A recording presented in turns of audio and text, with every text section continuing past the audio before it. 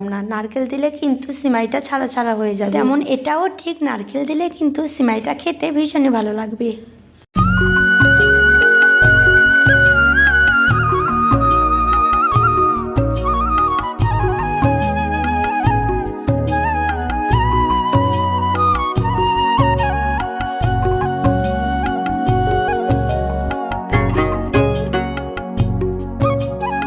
আমার তো সিমাই তৈরি করা কমপ্লিট হয়ে গেল। এখন কিন্তু দুই যা মিলে খেতে বসে পড়েছি। চলো সিমাই এখন বেড়ে নিচ্ছি সবার জন্য। বাবু আছে ওই রুমে, মানে মামার কাছে। মামার কাছ থেকে ওকে নিয়ে আসবো, তারপরে কিন্তু আমরা খেয়ে নিই। সিমাই খেতে বসেছিলাম, তখনই ফ্লিপকার্ট থেকে ফোন এলো যে আমার পার্সেল এসেছে। মনটা তো আরো বেশি খুশি হয়ে গেল। এই জিনিসগুলো আমার সোনার জন্য কিনেছি। চলো তাহলে তোমাদেরকে দেখাই আমি সোনার জন্য কি কিনলাম। একটা কথা কি জানো তো বন্ধুরা, ভগবান যদি চায় তাহলে সবকিছু পাওয়া যায়। বেশিরভাগ সময় আমরা বলে থাকি টাকা না থাকলে কিছু হয় না। এই কথাটা যেমনই সত্যি, তেমনই ভগবানের আশীর্বাদ না থাকলে কিছু পাওয়া সম্ভবও হয় না। যেহেতু আমার গোপুসোনাকে আমার সাথেই নিয়ে এসেছি, আর ওর সমস্ত জিনিস কিন্তু বাড়িতেই থেকে গেছে। এতগুলো জিনিস যেহেতু নিয়ে আসা সম্ভব নয়, তাই জন্য কিন্তু নিয়ে আসিনি। তবে এখানে আমি সোনার জন্য একটা একটা করে সমস্ত জিনিস কিনে নিব। যারা গোপুসোনাকে রেখেছো তোমাদের নিজের কাছে, তারা তো সবাই জানো যে সোনা ঘন্টির আওয়াজ না শুনলে ঘুম ভাঙে না। অনলাইনে ওর জন্য কিন্তু একটা ঘন্টা কিনলাম, আর কিনলাম একটা পঞ্চকুদি। আর এই যে দেখতে পাচ্ছ এই ক্লিপ, হেয়ারপিন আর ফুল, এগুলো কিন্তু দাদার মেয়েদের জন্য কিনে। এই ছিল আজকে সকালের মিনি ব্লগ। কেমন লাগলো অবশ্যই কমেন্ট করে জানিও। টাটা সবাই।